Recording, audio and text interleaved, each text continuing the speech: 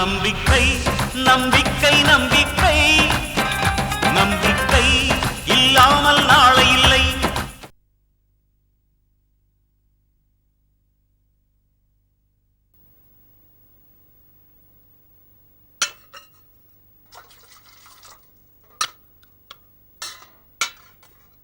அருணா, அருணா,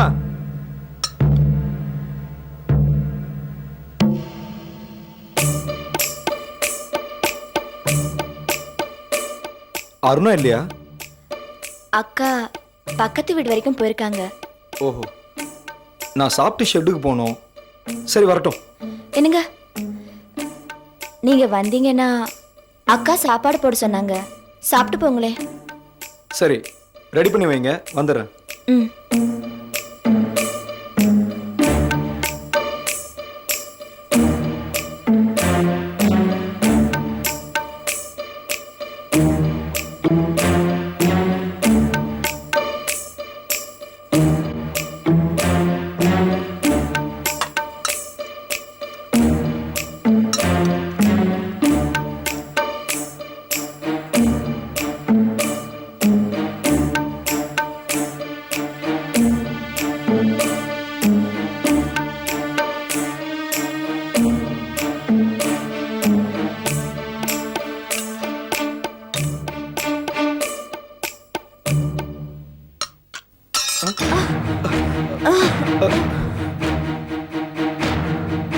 யமுனா, யமுனா, யமுனா, என்னாச்சு உனக்கு?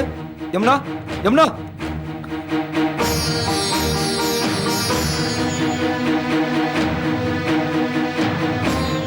அருணா, யமுனா திடீர்னு மயக்கம் போட்டு விழுந்துட்டா. நான் இப்பதான் வந்தேன். யமுனா, யமுனா, கொஞ்சம் தள்ளுங்க.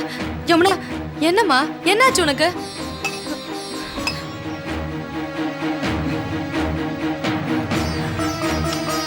பாத்துமா.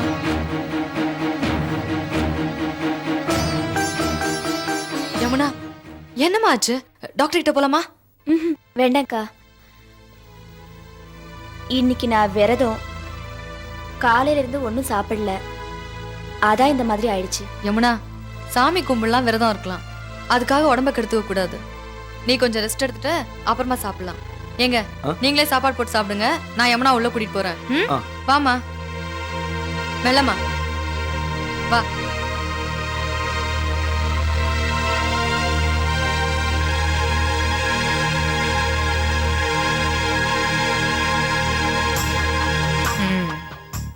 உன்னை அங்க அனுப்பி 3 மாசம் ஆச்சு.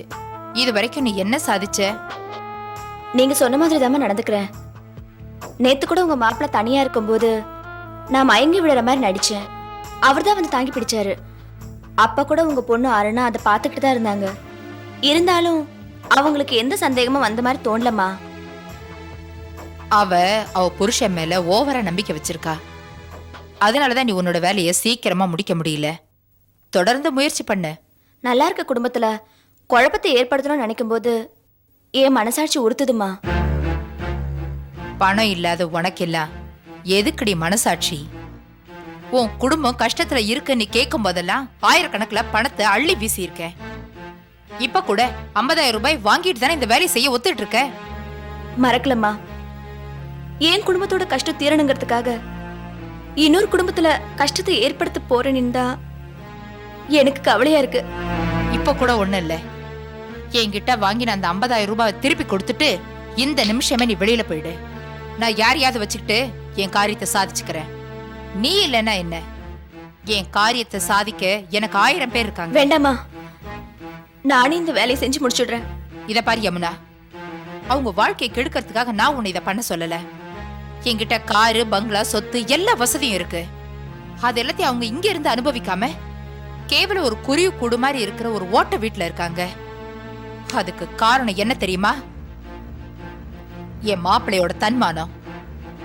நீ அவங்க ஒத்துமைய கலைச்சு அவங்கள பிரிச்சன்னா 2 பேரும் ஏன் கால வந்து விழுவாங்க. அவங்க வாழ்க்கை நல்லா இருக்கணுங்கிறதுக்காக தான் நான் இந்த நாடகத்தையே நடத்துறேன். நீ அதை புரிஞ்சுக்காம மனசாட்சியை மண்ணாங்கட்டின்லாம் பேசிட்டு இருக்க. சரிம்மா, இனிமேல் நீங்க எப்படியெல்லாம் சொல்றீங்களோ நான் அப்படியெல்லாம் நடந்துக்கிறேன். வரேம்மா.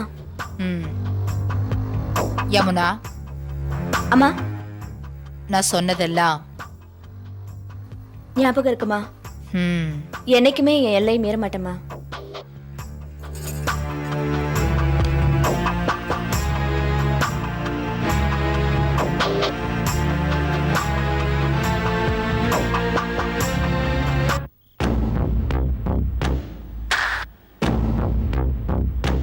ஆறுமுகம் சொல்றத பார்த்தா டாக்டர் ரங்கநாயகிக்கு ஒரு பையன் இருப்பான் போல இருக்கே. அம்மா, டாக்டர் ரங்கநாயகி பணம் கட்டுறாங்கிறதுனால அது அவங்க பையன் ஆயிடாது. நம்ம அவசரப்பட்டு எந்த முடிவுக்கும் வரக்கூடாது. அப்படின்னா அடுத்தவங்க பிள்ளைக்கு அவங்க ஏன் அவ்வளவு வக்கரையா பணம் கட்டணும்? தேவையா? ரங்கநாயகி கைராசியான டாக்டர்னு ஊரெல்லாம் பேசிக்கிறாங்க. அவ சொந்த கதைய பார்த்தா சோக கதையா இருக்கும் போல இருக்கே. அவ கதை சோக கதையோ காமெடியோ, முதல்ல நம்ம கதைக்கு வாங்கம்மா. அதுக்கில்ல மிஸ்டர் கிருஷ்ணா, ரங்கநாயகியோட வாழ்க்கைய துருவி பார்த்தா நமக்கு ஏதாவது விஷயம் கிடைக்குமான்னு பாக்குறேன். கண்டிப்பா கிடைக்குமா. இப்ப நமக்கு அதுல இருந்து விஷயம் தேவையா? ஒரு முக்கியமான விஷயத்தை நீங்க மறந்துட்டீங்க. நந்தினி எப்படி உங்களுக்கு பிரதான எதிரியோ, ரங்கநாயகி எனக்கு எதிரி. அவ உங்ககிட்ட சரணாகணும், அவ்வளவுதானே? இந்த விஷயத்தை என்கிட்ட விட்டுருங்க. விட்டுடுறேன். ரங்கநாயகியோட புருஷன் யாரு, இப்ப அவன் எங்க இருக்கான்னு தெரிஞ்சா அவனை வச்சு ஏதாவது பிளான் பண்ண முடியுமான்னு பார்க்கலாம். கண்டிப்பா பிளான் பண்ண முடியுமா. ஆனா இப்ப நம்ம ராம்கோபாலை கவுக்கிறதுக்கு ஒரு பெரிய பிளானை போட்டிருக்கோம். ஏன் இந்த பிளானை சொல்லி கன்ஃபியூஸ் பண்றீங்க? தெரிஞ்ச ராம்கோபால் மருமகன் சிட்டி பாபு வச்சு இப்ப நம்ம திட்டத்தை தீட்டிக்கிட்டு இருக்கோம். தெரியாத ரங்கநாயகி புருஷன் இப்ப நமக்கு தேவையில்லைம்மா. அம்மா, யானையை கவுக்கிறதுக்கு நான் திட்டம் போட்டுக்கிட்டு இருக்கேன், நீங்க பூனையை பிடிக்கிறதுக்கு வலை வீசிட்டு இருக்கீங்க. அம்மா, திங்க் பிக் பிக். வரேன். ம்.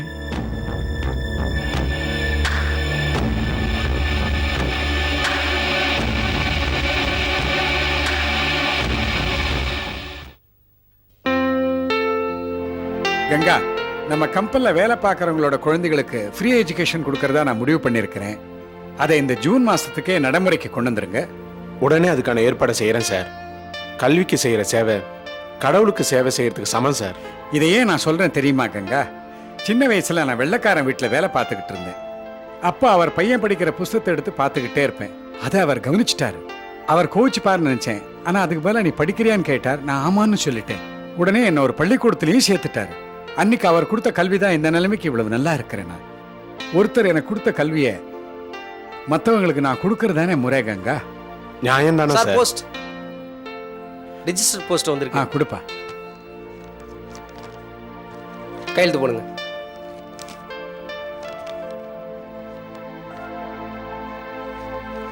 தேங்க்யூ.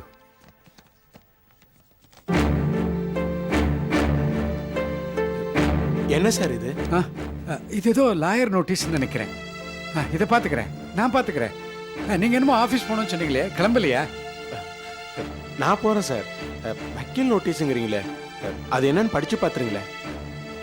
நான் பார்த்துக்கிறேன் கங்கா, நீங்க போங்க. இல்லை சார், என்கிட்ட எதையோ மறைக்கிறீங்க. என்னை தப்பா நினைக்காதீங்க சார். என்னையும் இந்த குடும்பத்தில் ஒருத்தனா நினைக்கிறீங்க. உங்களுக்கு எந்த பாதிப்பும் வராம பார்த்துக்க வேண்டியது என்னுடைய பொறுப்பு. அதுக்கு தான் நந்தினி என்ன உங்க பக்கத்திலேயே இருக்க சொல்லியிருக்காங்க. கங்கா, கொஞ்ச நாளாவே ஒரு பிரச்சனை நடந்துகிட்டு இருக்குது. அது யாருக்கு தெரியாம தனிப்பட்ட முறையில நானே பார்த்துக்கலான்னு இருக்கேன். குறிப்பா நந்தினிக்கு தெரியவே கூடாது. என்ன சார் அது? என் மகவைத்து பேத்திக்கு தான் என் சொத்தெல்லாம் சேரணும்னு புதுசா ஒரு பிரச்சனையை உருவாக்கி இருக்கிறாங்க. யார் சார் அது? என் மகளை என்கிட்ட இருந்து பிரிச்சு அவ வாழ்க்கையை பாழாக்கின அந்த பாவிதான். அவ இப்போ ஒரு புது குரூப்போட வேற சேர்ந்து இருக்கிறான். யார் சார் அந்த குரூப்? வக்கீல் கிருஷ்ணாவும் சிந்தாமணியும் தான். சொல்லுங்க சார், 2 பேரையும் தீத்துட்டு உள்ள போயிடுறேன். எனக்கு உங்க அமைதியும் நிம்மதியும் தான் முக்கியம். வேண்டாம் கங்கா, இதுக்கு தான் உங்க யாருக்கும் தெரிய வேண்டாம்னு சொன்னேன். இதை கொஞ்சம் நிதானமா தான் கையாளணும். சார், முதல்ல அந்த தபால என்னன்னு பிரிச்சு படிச்சு பாருங்க.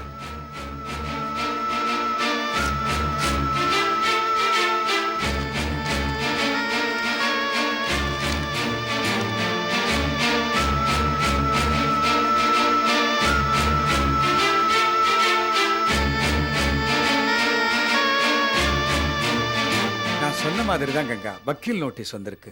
அப்படியா? அப்பா, என்ன லெட்டர் அது? இது ஒண்ணு இல்ல கங்கா, நீங்க படிச்சல இது. வீட்டு வரிமா? ஆமா, ஹவுஸ் டாக்ஸ் பத்தி வந்திருக்குமா. அப்பா ஆ. உங்களுக்கு பொய் சொல்ல தெரியாதுன்னு எனக்கு நல்லா தெரியும். ம், இதுல ஒண்ணு இல்லம்மா. கொடுங்க.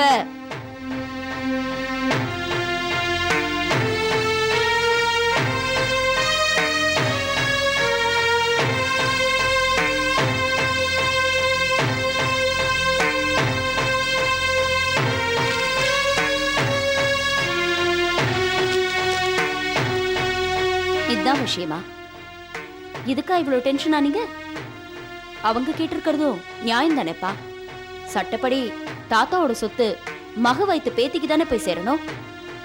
நந்தினி, இந்த ஜென்மத்துல நீதான் எனக்கு மக, சக்தி தான் எனக்கு பேத்தி. அப்பா நீங்க சொன்னதுல எந்த மாற்றமும் இல்லப்பா. இந்த சொத்தெல்லாம் நம்மளை விட்டு போனாலும் இந்த நந்தினி என்னைக்குமே உங்களுக்கு மகளாதான் பாருப்பா. அது எனக்கு தெரியுமா. இது நான் சொந்தமா சம்பாதிச்ச சொத்து. சட்டப்படி இதை யாருக்கும் எப்போ வேணாலும் நான் எழுதி வைக்கலாம். இந்த விஷயத்த சட்டப்படி பார்க்காம தர்மப்படி பாருங்கப்பா. என்ன இருந்தாலும் அவ உங்க பேத்தி தானே. நான் என் மகளையே மறந்துட்டேன், அதுக்கப்புறம் தானே பேத்தி. உங்க மக மேல உங்களுக்கு இவ்ளோ வெறுப்பு வர என்னப்பா காரணம்? அதிகமா பாசம் வச்சதாம்மா காரணம். என் மகன்னா எனக்கு உயிர். என் மக ஒரு குழந்தை மாதிரி. ப்ளூ கிராஸ்ல மெம்பரா இருந்தா, மிருகங்க மேல அதிகமான பாசம் வச்சிருந்தா. அப்படிப்பட்ட இளகிய மனசு அவளுக்கு. இதை அந்த சிட்டி பாபு தனக்கு சாதகமா பயன்படுத்திக்கிட்டான். மிருகத்து மேல பாசம் வச்சிருந்த என் மக சிட்டி பாபுங்கிற மனித மிருகத்துக்கிட்ட மாட்டிக்கிட்டாமா, மாட்டிக்கிட்ட. அது அந்த மிருகம் அவன் வாழ்க்கையே அழிச்செடுத்துமா, வாழ்க்கையே அழிச்செடுத்து. அப்பா வேண்டாப்பா, இத பத்தி பேச வேண்டாம். வாங்க வாங்கப்பா.